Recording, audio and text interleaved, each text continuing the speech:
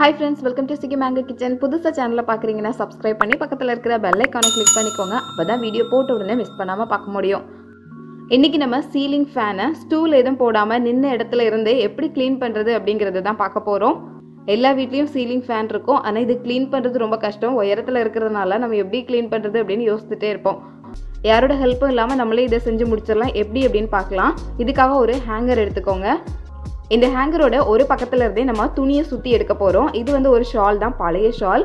அதனால இதை வந்து யூஸ் பண்ணலாம் அப்படின்னு இருக்கிறேன். நம்ம எடுக்கிற துணி வந்து முரட்டுத்தனமா இல்லாம தூசியை தட்டுறதுக்கு ரொம்ப ஈஸியா இருக்கிற மாதிரி சாஃப்டான துணியை எடுத்துக்கோங்க. சில துணி வச்சு துடைக்கும் போது தூசி போகவே செய்யாது. ஆனால் சில துணி வச்சு துடைக்கும் போது தூசி வந்து ரொம்ப ஈஸியா போயிடும். அந்த மாதிரி சாஃப்டான துணியை எடுத்துக்கோங்க. இது வந்து இந்த ஹேங்கர் முழுவதும் நம்ம சுத்தி எடுக்க போறோம். பாருங்க, இப்படி ஹேங்கர் ஃபுல்லாவே துணி சுத்திக்கணும். அந்த முனையிலிருந்து தொடங்கி அப்படியே அடுத்த முனை வரைக்கும் முடியணும். ஃபர்ஸ்ட் தொடங்கின இடத்துல மறுபடியும் இதை முடிச்சு அப்படியே ஜாயின் போட்டு வச்சுக்கோங்க. பாருங்க, இப்படிதான் இருக்கு. இப்போ ஒரு நீளமான குச்சி எடுத்துக்கோங்க. நீங்க நீளமா இருக்கிற மரக்கட்டை இல்லை மரக்குச்சி அதை எடுத்துக்கோங்க. ஏன்னா அதுதான் கெட்டுறதுக்கும் நல்ல வசதியா இருக்கும், யூஸ் பண்றதுக்கும் சூப்பரா இருக்கும். இந்த ஹேங்கரை இந்த மாதிரி தலைகீழ வச்சு கெட்டணும். நல்லா ஸ்ட்ராங்கா ஒரு கயிறு போட்டு சூப்பரா கெட்டிக்கோங்க. இந்த ஹேங்கருமே பிளாஸ்டிக் இல்லை மரத்தில் இருக்கிற ஹேங்கராக யூஸ் பண்ணிக்கோங்க. இது இப்போ நச்சுன்னு கெட்டியாச்சு, நல்லா ஸ்ட்ராங்காக இருக்குது. இப்போ ஃபேன் க்ளீன் பண்ணலாம்.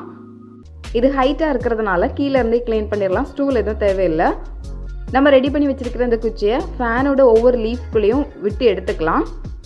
அப்படி எடுக்கும் போதே அங்கே இருக்கிறது எல்லாமே க்ளீன் ஆகி அந்த துணியில் வந்துடும்.